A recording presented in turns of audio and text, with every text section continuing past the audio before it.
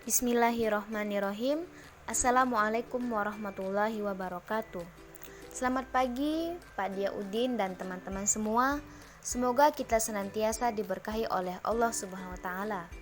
Sebelumnya saya mengucapkan terima kasih kepada Pak Dia Udin selaku dosen pengampu yang dimana sudah memberikan kesempatan kepada kelompok kami yaitu kelompok 4 untuk melaksanakan presentasi pada pagi hari ini.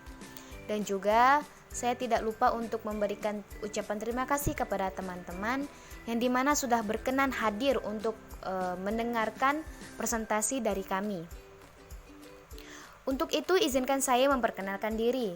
Saya Aulia Rahma dengan NIM 2010-2010-100 yang akan bertugas sebagai moderator dalam presentasi kelompok 4 kali ini. Yang dimana kelompok kami akan membahas tentang konsep dasar komunikasi Islam. Dan tentunya saya tidak sendiri karena akan ditemani oleh rekan-rekan saya, yaitu Umi Amalia Rusda dan Laila Inna Thuroya yang akan mempresentasikannya. Oke, tanpa lama-lama untuk saudari Laila Inna Thuroya dan Umi Amalia Rusda, waktu dan tempat disilakan. Komunikasi bertujuan untuk saling mengenal antar manusia buat mewujudkan semangat bertakwa.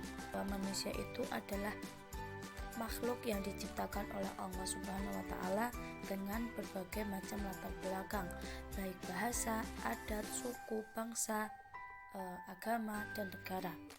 Inti dari keberagaman itu sendiri adalah agar manusia itu saling mengenal atau saling ta'aruf satu sama lain. Di Quran surat Al-Hujurat ayat 13 kurang lebihnya yaitu sesungguhnya kami menciptakan kamu dari seorang laki-laki dan seorang perempuan dan menjadikan kamu berbangsa-bangsa dan bersuku-suku supaya saling kenal mengenal. Sesungguhnya orang yang paling mulia di antara kamu di sisi Allah adalah orang yang paling bertakwa. Dan sesungguhnya Allah itu Maha mengetahui dan Maha mengenal. Oke, selanjutnya komunikasi bertujuan untuk menebar semangat silem atau kedamaian dan kenyamanan. Dalam perspektif Islam, tujuan untuk menebar semangat ini ya agar manusia ini merasakan kehidupan yang damai dan nyaman.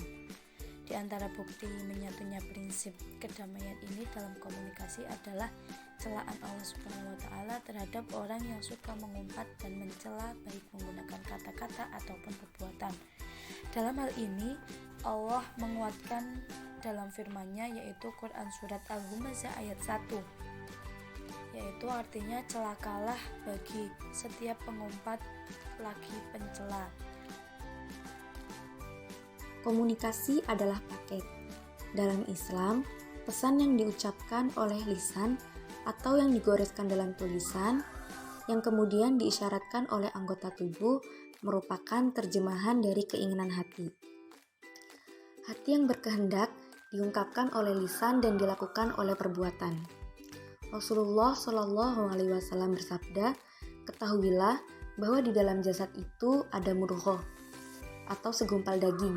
Apabila dia baik, maka baik pula seluruh tubuhnya. Dan apabila ia rusak, maka rusak pula seluruh tubuhnya. Ketahuilah, segumpal daging itu ialah hati. Karena sumber pesan adalah hati, dan hati merupakan sumber kehendak, maka pesan yang diucapkan ataupun tulisan yang ditulis adalah ungkapan dari hati. Hati yang baik akan membuat lisan, tulisan, dan perbuatan menjadi indah dan menyejukkan. Begitupun sebaliknya, hati yang buruk akan membuat tulisan, ucapan, dan perbuatan kita pun menjadi buruk. Allah Subhanahu wa taala berfirman di dalam Quran surat Toha ayat 44 yang berbunyi, faqulalahu qaulan liyanal la'allahu yatadakkaru aw yakhsha. Yang artinya, maka berbicaralah kamu berdua kepadanya, Firaun, dengan kata-kata yang lemah lembut. Mudah-mudahan dia sadar atau takut. Ayat tersebut adalah perintah Allah kepada Nabi Musa dan Nabi Harun agar berbicara dengan lemah lembut dan tidak kasar kepada Fir'aun.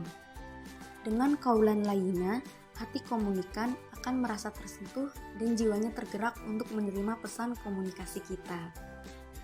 Nah, Dampak keindahan hati sangatlah luar biasa, karena segala sesuatu yang disampaikan dengan hati akan sampai pula kepada hati atau mudah diterima.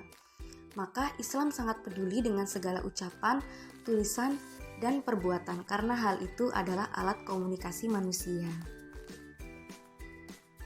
Komunikasi memiliki efek dunia dan akhirat. Tujuan komunikasi adalah pertukaran pesan dan saling mempengaruhi. Maka, membangun komunikasi yang bertujuan untuk menciptakan suasana yang baik adalah bagian yang tidak terpisahkan dari Islam.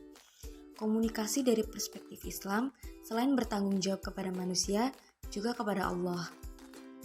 Komunikasi Islam memiliki beberapa karakter atau ciri.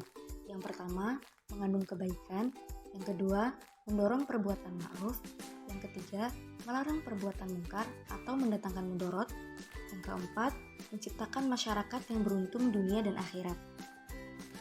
Allah berfirman dalam Quran Surat Al-Ahzab ayat 70, Ya ayyuhalladzina amanu taqullaha wa qulu qawlan sadida. Yang artinya, wahai orang-orang yang beriman, bertakwalah kamu kepada Allah dan ucapkanlah perkataan yang benar. Penafsiran ayat tersebut adalah Allah meminta orang yang beriman agar berkata benar. Wahai orang-orang yang beriman, bertakwalah kamu kepada Allah dan ucapkanlah perkataan yang benar dan tepat sasaran. Allah memerintahkan kepada orang-orang yang beriman untuk berbicara dengan qaulan sadidan, yaitu perkataan yang sopan, tidak kurang ajar, perkataan yang benar bukan yang batil. So, Allah memerintahkan manusia untuk senantiasa bertakwa yang dibarengi dengan perkataan yang benar.